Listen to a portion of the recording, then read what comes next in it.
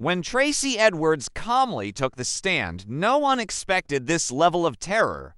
He describes the moment Dahmer snapped, the knife, the handcuffs, the chilling threats, and how he survived by staying calm, analyzing every move, and waiting for the perfect moment to escape. This testimony didn't just expose Dahmer, it revealed the unimaginable strength of the man who lived to tell the truth. Tracy Edwards, Edwards. Mr. Edwards, you're going to ask you to speak up very loudly into the microphone. I would like to know, in what state do you reside at the present time? Louisiana. And how old are you, sir? 32. 32? Correct. And you are single? Yes. You were in Milwaukee, Wisconsin on July the 22nd, 1991? Yes. And at or about that time, on that late afternoon, did you have occasion to see a person that you knew at that time or subsequently learned was a fellow by the name of Jeffrey Dahmer? Yes. And you know that Mr. Dahmer you're speaking about is the defendant in this case to my right, correct? Yes. And that made a record show the identification. Sir, would you indicate where Mr. Dahmer is seated in the courtroom? It's over there. Right in the middle between my two associates? Yeah. Is that right? That's right. Okay. The record should reflect the defendant's been identified. Now, Mr. Edwards, you and I met for the first time last evening. Yes. And you came up from Louisiana at my request with your attorney. Right. Mr. Syed, S-Y-E-D, Salet, S-A-L-E-T. That's correct. And you came up here to testify to the events, as you recall them, that occurred on the late afternoon, early evening, early morning hours of July the 22nd and the morning of July the 23rd, 1991. That's correct. So that you know, Mr. Edwards, your name is known to the jury because there has been testimony concerning what happened to you and at the apartment of Mr. Dahmer. Do you understand? Okay. Yeah. Okay? Okay. Where did you know Mr. Dahmer by name prior to that date? I've seen him a couple of times before then. I didn't know his name personally. All right. Did you ever talk to him before that date? Speaking to him, saying hello as he passed by. Yeah. Just casual, friendly? Casual, yeah, friendly. Hellos. Hellos, yeah. Where was it that you saw him in the late afternoon, early morning hours of July the 22nd? Grand Avenue Mall. And that was in Milwaukee. Correct. Downtown on Wisconsin Avenue. Wisconsin, correct. Were you with somebody or were you alone? A couple of her friends, yeah.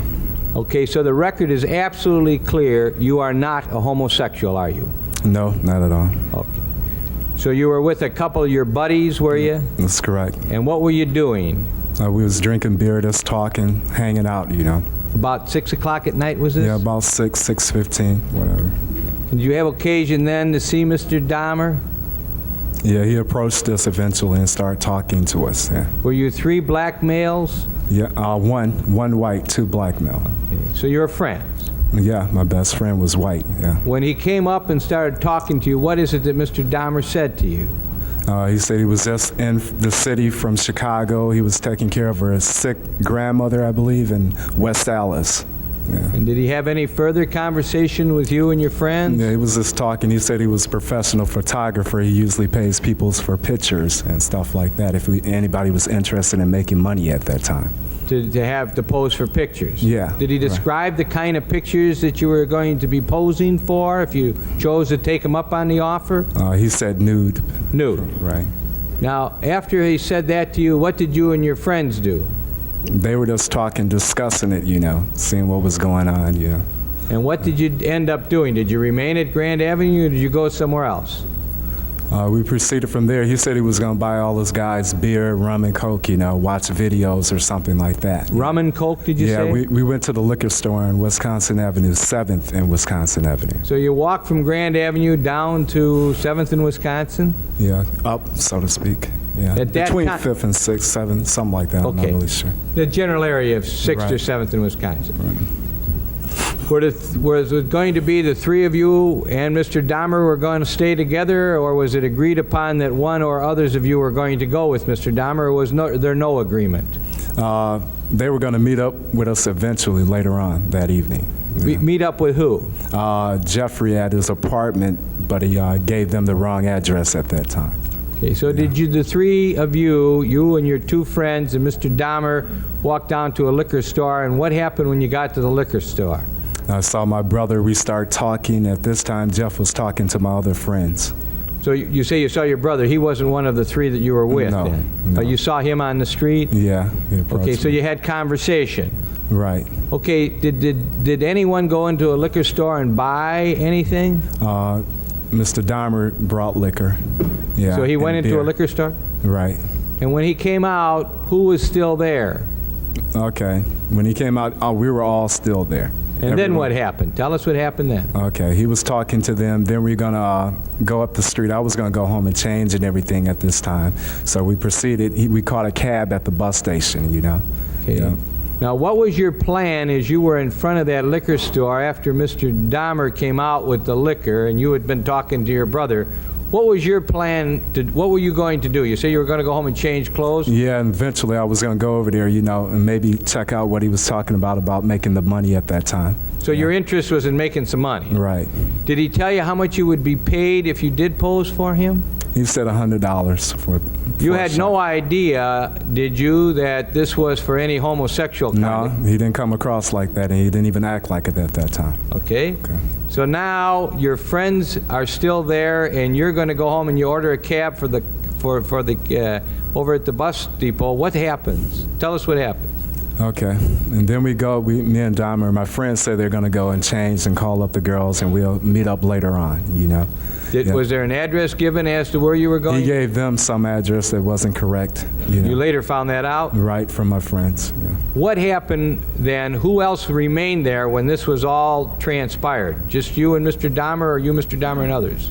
After it all had transpired, it was me and Mr. Dahmer in the cab, you know, leaving. You met up at about 6 o'clock, 6:15. What time is it now, at this time? It's maybe 6:30 as we get to 26th in Wisconsin. So you stop at 26th in Wisconsin, and what happens there? Okay, we get out the cab then, and then he suggested he go to the store and get cigarettes before he went to his apartment. And after he did that, did you go to his apartment? Yeah. What route? Through the alleys, through the back way. We Was entered the back. was there any discussion as to why you were taking that route? Said it was safer, people wouldn't bother us or whatever.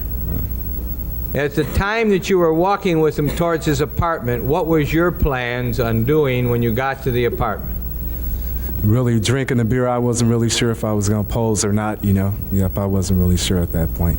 No. You at least were contemplating maybe you would. Well, yeah, I was going to make up my mind once I got there or whatever, you know. Were you in need of money? Yeah, I just started working and the offer sounded good at that time. Okay. Now, when you got to his apartment, how was he acting? Tell us about his, tell me about his demeanor. You know what I mean by that, Mr. Edwards? Yes, How was I he understand. acting?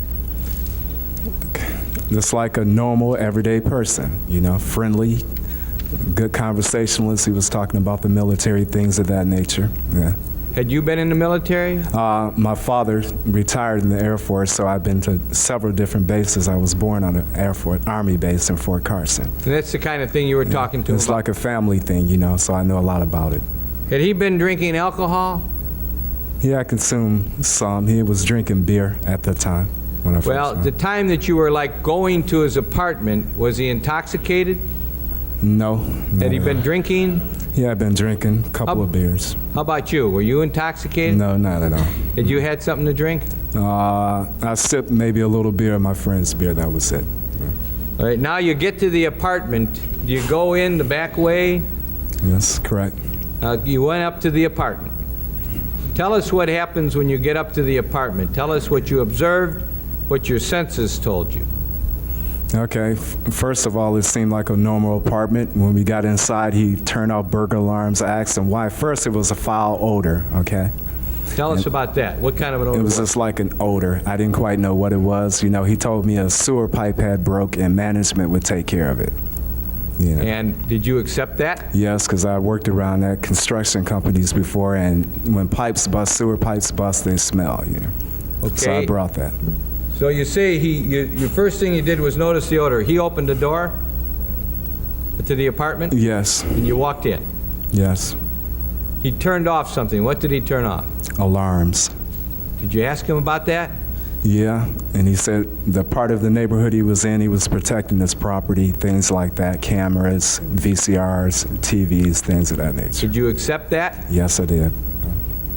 After getting in the apartment, can you generally describe the apartment, both the apartment that you saw then and the apartment that the other parts of the apartment you saw? Tell the jury what the apartment was like. It was like normal, pretty decent apartment, had nice things in it. You know, it had certain boxes sitting on the front, neurotic acid boxes. I asked him about it. He said he cleaned bricks with those, you know, which you can use that type of acid to clean bricks, so I brought that also. I'm sorry, I didn't understand what you just said. You asked him about some boxes, Yeah, that were laying in the front living room floor. and what did he tell you about those? That he cleaned brick with the neurotic acid. Okay. Now, was the apartment small, large, medium? Give us the size. Kind of medium size, yeah. All right. Now, when you went in there, you went in, as you entered, were you in the living room? Yes. And what was the living room? What did you see in there? The boxes you told us The about? boxes is a couch. There's a fish tank there also. A black lamp. Yeah, there was a little table-like on the left side. Could you see a refrigerator? Or Yeah, I could see the refrigerator on my left. was it close to the living room?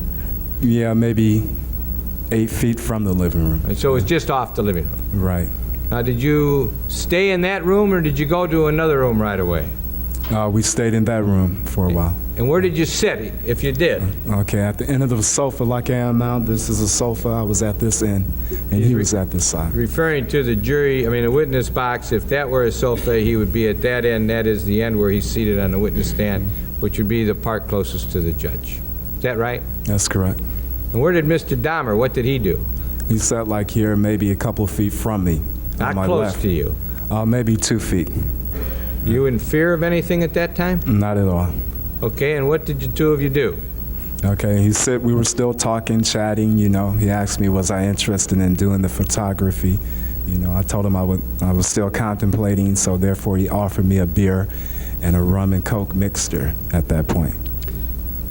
Now, you're fully clothed, Yes, okay, and you're sitting on a couch, right. and he talks to you about this posing, and you weren't sure you're going to do it. Right. How much had you been offered to do the posing? $100. Okay, and when he brings you the beer, he brings you rum and coke? Yeah, he brings the beer first, and then he brings the rum and coke. How big of a glass? Maybe that big. Yeah. About 4 inches high? About 4 inches, yeah, 3.5, something like that. Did you ever taste it? Yeah, I took a few sips. Was it strong, weak, medium, or just about right? I'm not a big liquor drinker, so it didn't taste that good to me. I don't. Didn't taste good to you? You don't know if it was strong or not? Strong or not, no, because I'm.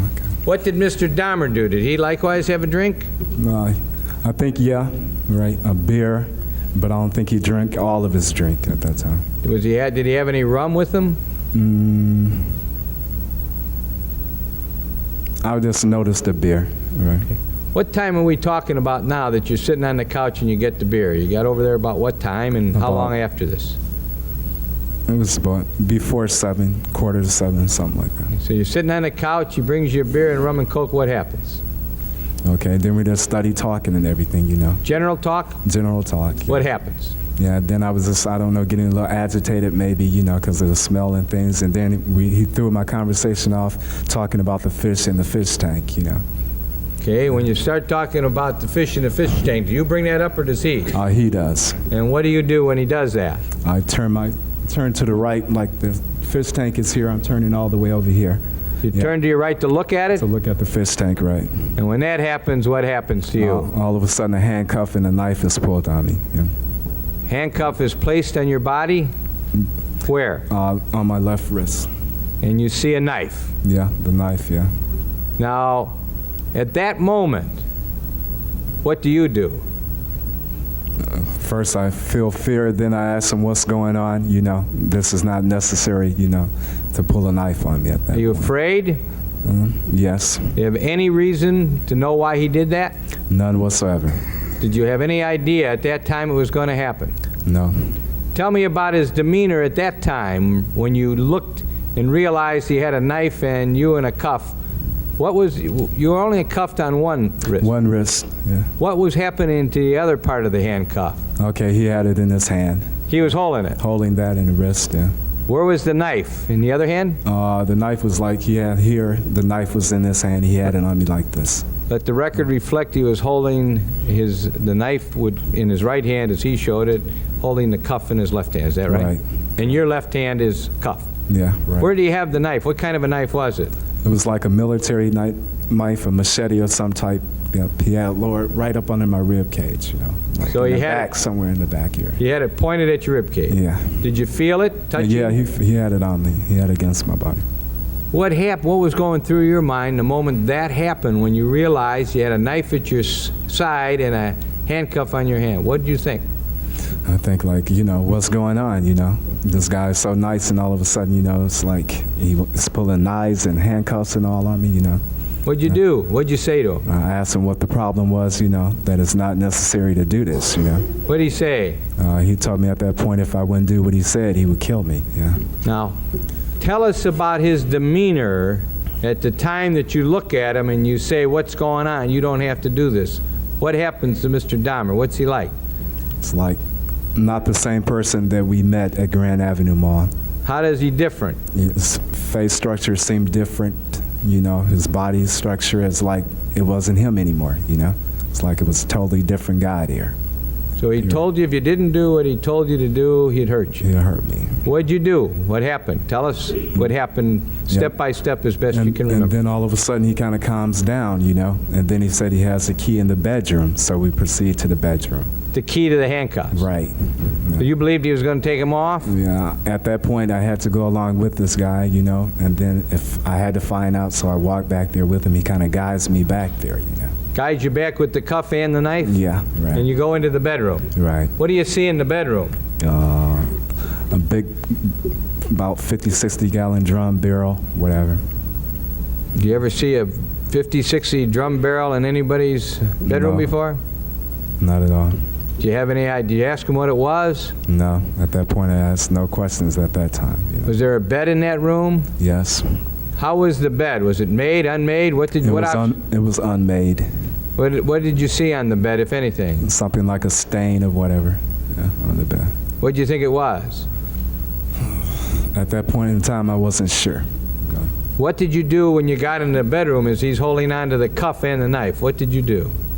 Studied us talking, trying to be friends with him, you know. Did you remain standing? Did you sit down? He made me sit down at that point. We both sit on the bed. Was it at the foot of the bed, side of the bed, head of the bed? Maybe halfway between. Did that room have a TV set in it? Yes. Was there anything going on the TV? Yeah, the Exorcist movies was playing at that time. There was an Exorcist movie on. Yeah. You know which one of them? The name I'm not sure. I think it's 3. I'm not sure which one. Right. So there was a movie. Did you know it to be part of television or a VCR? VCR, normally that's not on regular television, so I thought it was VCR. You knew there was a movie showing. Right. Did you see him put it on, or was it on? No. When we first got into the apartment, he went through the back to the back bedroom. Maybe he put it on then. I'm not sure. Okay. And then what happened? You're both sitting on the bed? Yes. Are you still in handcuffs? Yes. Is he holding the handcuff? Right. Do you still have the knife? Right. Is it pointed at your side as you've told us before? Right. You trying to be cool? Very much so. You're not fighting with him? No. Not What's at your all. intention? What are you planning on doing? Getting away. I was contemplating on at the point jumping out the window. Yep. I was basically talking with this person, trying to let him know I was his friend. Yeah. As you were sitting there on the bed, when he had you by the handcuff and a knife at your side, at that time, which would have been maybe 7 o'clock, Something like that. what impression was made upon your mind by the conduct, action, manner, expression, and conversation that you observed of Mr. Dahmer? His frame of mind is what you want to know, right? Okay, he acted. At times he would go through like different changes with me, you know. Tell us about that. 1 minute he's like nice, then he was telling he didn't want people to leave him or abandon him, things of this nature, you know. Yeah. Well, what did you think about him as a person? What impression was made on your mind of this fellow that you're dealing with here? Yeah, that at times he wasn't himself, and then at times he was like a nice guy, you know. He would come and go different times, you know, throughout the whole time. Then he would like sit, being quiet at times, watching a movie, wanting me to watch the movie, you know, and just doing little chanting sounds, you know.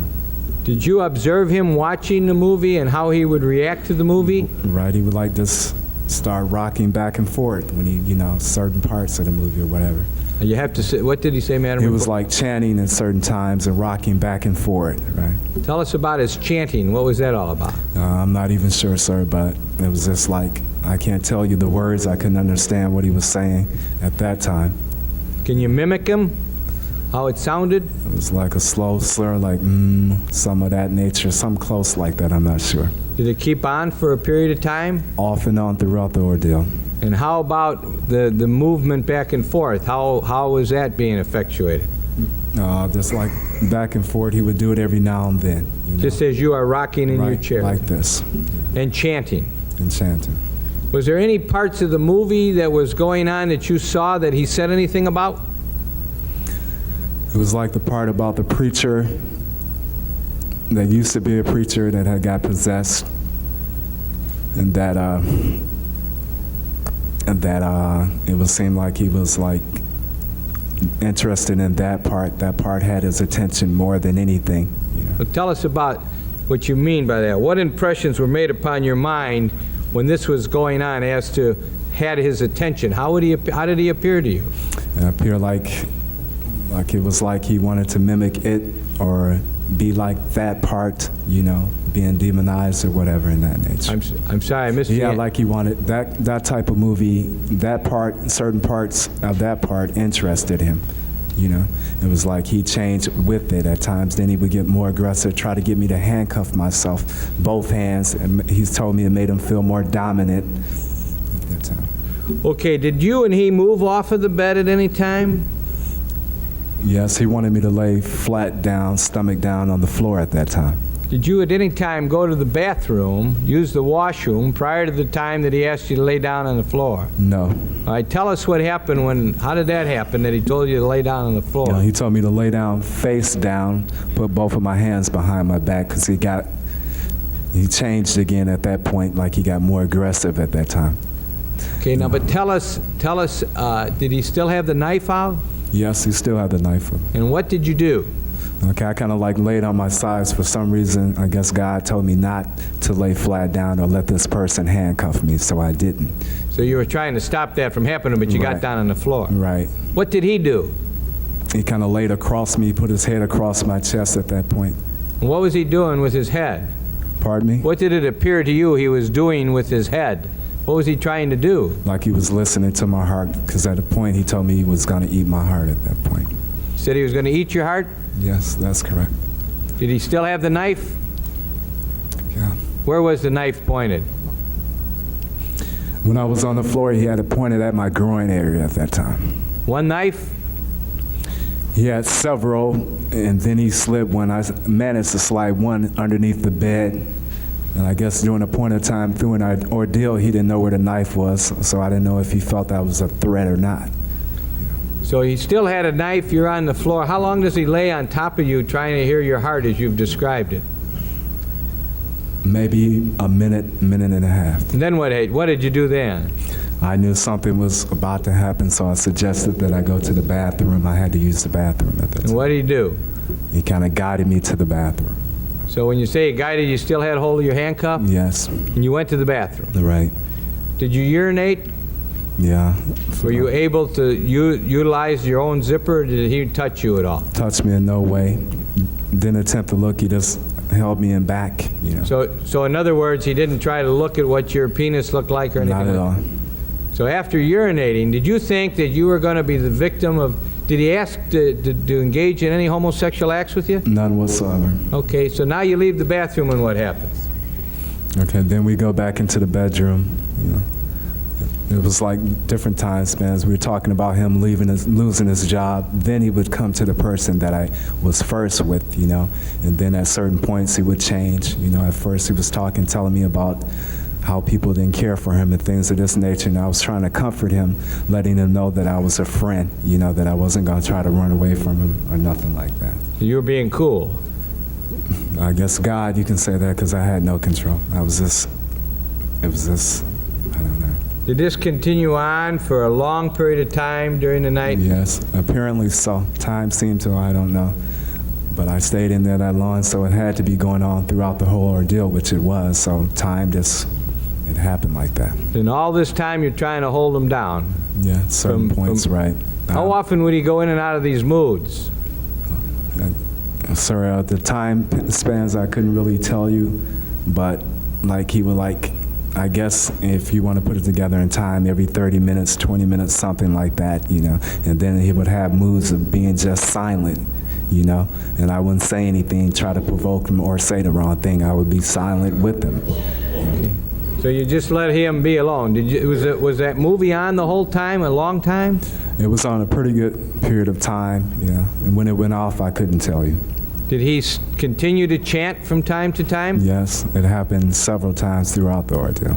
Now, when he would watch the movie, did you notice when he would go into this thing that you told us where he would really become fixed on the movie screen? What was happening? How often would that happen?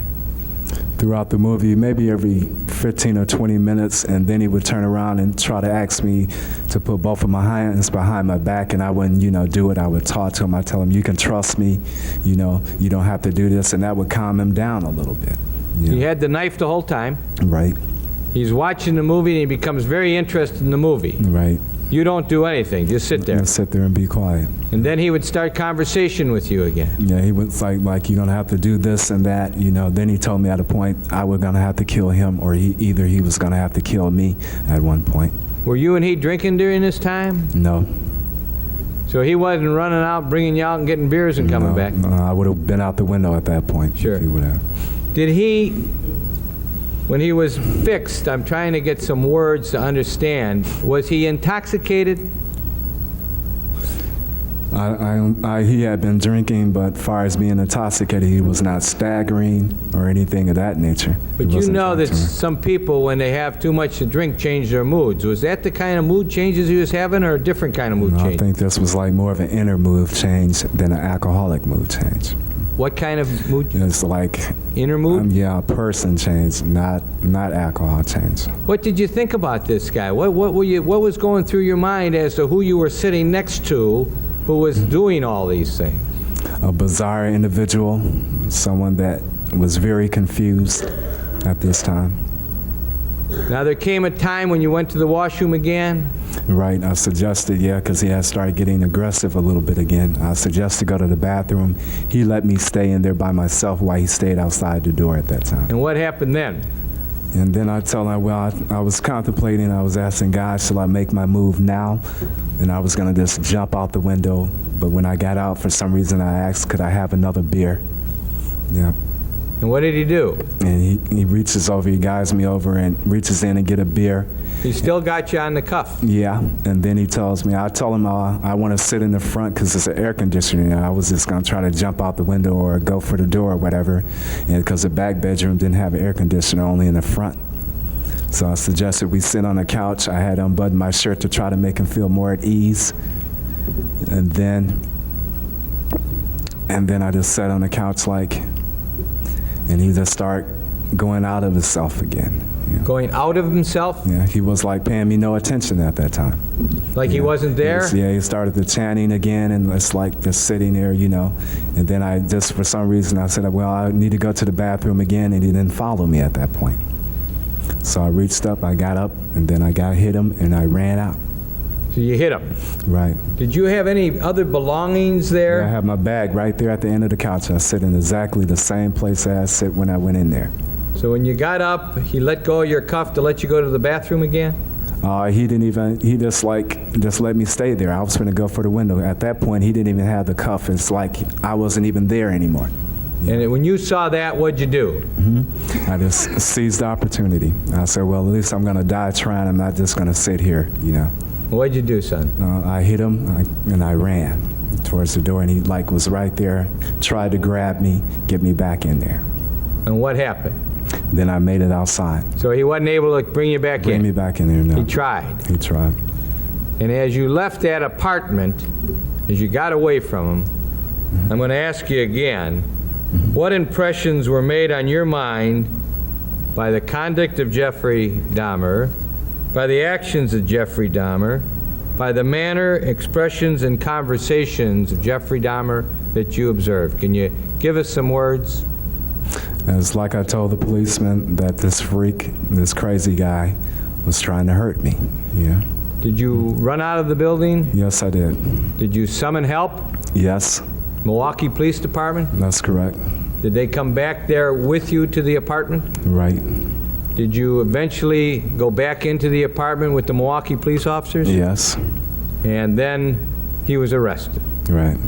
You gave a statement to the Milwaukee police a few hours later? Yeah. Guess you could say a few hours, yeah.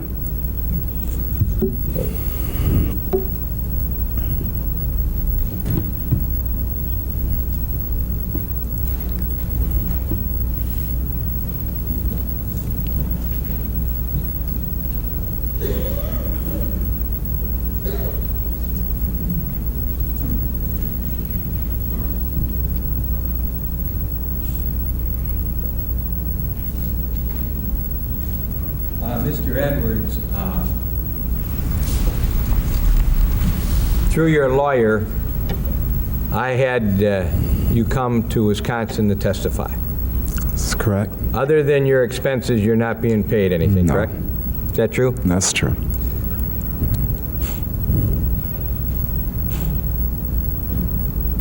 Thank you, Mr. Edwards. Thank you.